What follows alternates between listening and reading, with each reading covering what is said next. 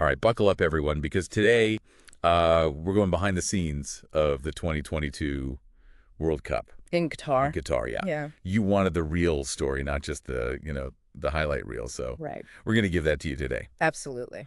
We've got, we're going to be using this academic paper Okay. called The Ugly Side of the Qatar World Cup 2022. The ugly side. Along with a whole bunch of news articles. Lots of articles, yeah. To kind of get the whole picture. Yeah, see what's really going on. So picture this, right? The world's biggest sporting event. The World Cup. Right. In a country that, honestly, those people couldn't have been placed on a map.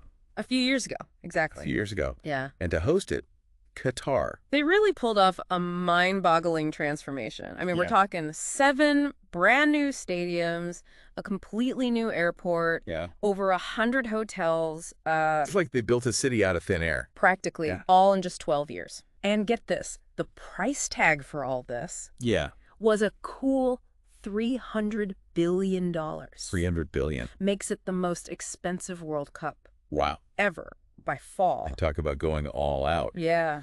But I'm guessing all that construction didn't happen by magic. Right, right. So can you tell us a bit more about the people who actually built all this? Yeah, the vast majority of that workforce was made up of migrant workers, primarily from countries like India, Nepal, and Bangladesh. Makes sense, given the scale of the project. Hundreds of thousands of them came to Qatar seeking work. Yeah, but something tells me there's more to the story. You're right. Unfortunately, many of these workers ended up facing some pretty terrible conditions because of something called the Kafala system. Okay, Kafala system. Yeah. It's one of those things you kind of hear about, right, but don't really understand. You hear about it, but you don't really, understand what it means. But can you break it down for us? Like, what would that have actually felt like for a worker arriving in Qatar? So imagine this. You arrive in Qatar, excited to start this new job. Yeah. But first, you have to pay a recruitment fee, often up to $6,000. Wait, so they're already in debt before they even earned a penny? Exactly. Wow. And then it gets even more complicated. Okay. Under the Kafala system, your employer sponsors your visa. Right. This gives them a huge amount of control. Oh, okay. Over your life in Qatar. Wow. They decide if you can leave the country, change jobs, or even, in some cases, rent an apartment.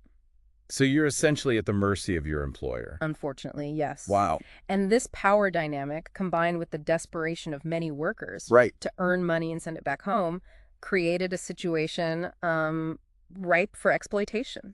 Yeah, the paper cites Human Rights Watch reports documenting some truly horrific things. Workers facing abuse, being denied wages, even being trapped in forced labor situations. All right. It's chilling. It's a dark side of the World Cup that wasn't always talked about amidst all the excitement and celebration. Yeah.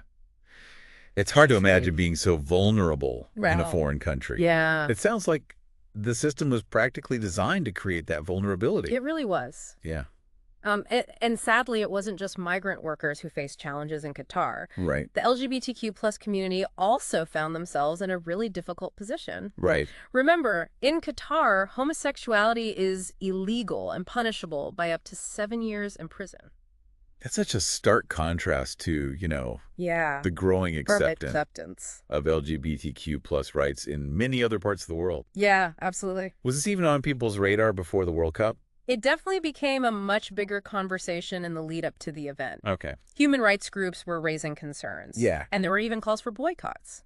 I can see why the report mentions things like hotels refusing accommodation to same-sex couples. Right. Or demanding they hide their relationship. Exactly. And there were even reports of LGBTQ plus individuals being detained or harassed simply for being themselves. Wow. It really highlights how even something as seemingly universal as a sporting event can play out very differently depending on the cultural and political context.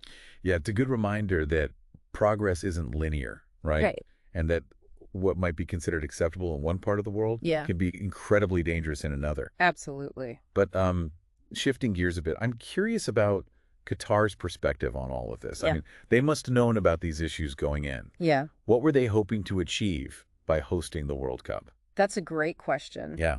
And it gets to the heart of why Qatar was so determined to win the bid in the first place. This wasn't just about soccer for them. It was about something much bigger. Okay. I'm intrigued. Yeah. What was the bigger game they were playing? Think of it like this. Qatar wanted to put themselves on the map, and not just geographically. They wanted to be seen as a major player on the world stage. No. A modern, forward-thinking nation, a hub for tourism and investment. So the World Cup was kind of like a giant PR campaign for them. In a way, yes. Okay. They invested heavily in creating a spectacle with these incredible stadiums, luxurious hotels, and efficient infrastructure. Right. They wanted to showcase their vision for the future, which they call Qatar 2030. Ambitious. Very ambitious. Do you think they succeeded? I think... Did they achieve what they set out to do? Well, there's no denying that the World Cup brought Qatar a huge amount of global attention. Right. Whether that translates into lasting economic and political influence remains to be seen. It's almost like they were trying to fast-track their development by using the World Cup as a catalyst. Exactly. They were trying to leapfrog ahead, both economically and in terms of their global image.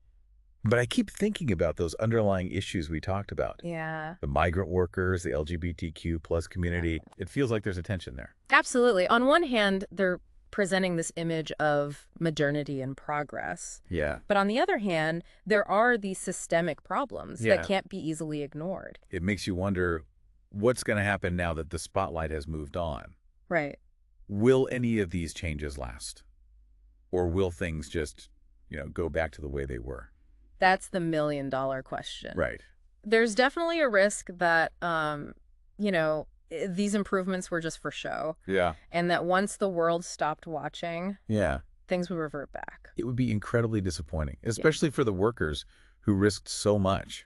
Exactly. But on a slightly more optimistic note, there's also a chance that this international pressure could lead to some lasting reforms. Right. I mean, Qatar did actually dismantle the Kafala system, at least officially. Yeah, that's true. Which is a huge step. I guess the real test is whether those changes are actually being implemented and enforced on the ground. Absolutely. It's one thing to change the laws. It's another thing to change the culture and the practices that allowed those exploitative systems to thrive in the first place. This deep dive has been a roller coaster, honestly. Yeah. We've gone from the excitement of the World Cup to some really dark places. Right. And back again. Right. I guess that's the reality of these mega events, though, isn't it? What's fascinating here is how these events, like the World Cup, can act as a kind of magnifying glass, bringing all these complex issues into sharp focus. Right. We see the economic aspirations of a nation, the human cost of globalization, the struggle for human rights. It's all there. It's all there, playing out on this global stage. And it forces us to ask some tough questions, right? Absolutely. Like, what's our responsibility as viewers? Yeah.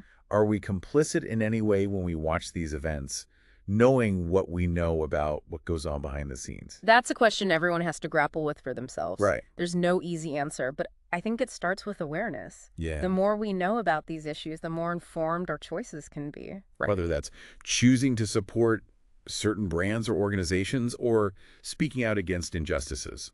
It's a reminder that these aren't just games. They're connected to real people's lives, to real-world issues. If we connect this to the bigger picture, it makes you think about the role of these mega events in the 21st century. Yeah. Can they be a force for positive change? Right. Or are they just a way for powerful countries and organizations to enhance their image and influence? Yeah. Often at the expense of those who are most vulnerable. It feels like a lot of responsibility rests on organizations like FIFA.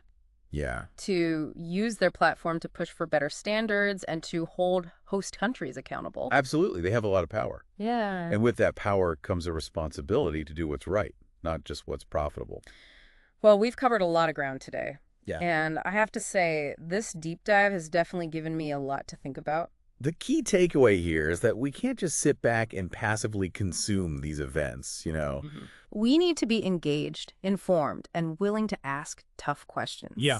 Because ultimately, the future of these mega events and their impact on the world is something we all have a stake in. So knowing what we now know about the complexities surrounding the Qatar World Cup, how do you think major sporting events can be used to promote positive social change while mitigating potential harm? It's a question worth pondering as we conclude our deep dive today. This deep dive reminds us that even seemingly simple things like enjoying a soccer game can be intertwined with complex social and political realities. Right. It encourages us to look beyond the surface and consider the human stories behind these global spectacles.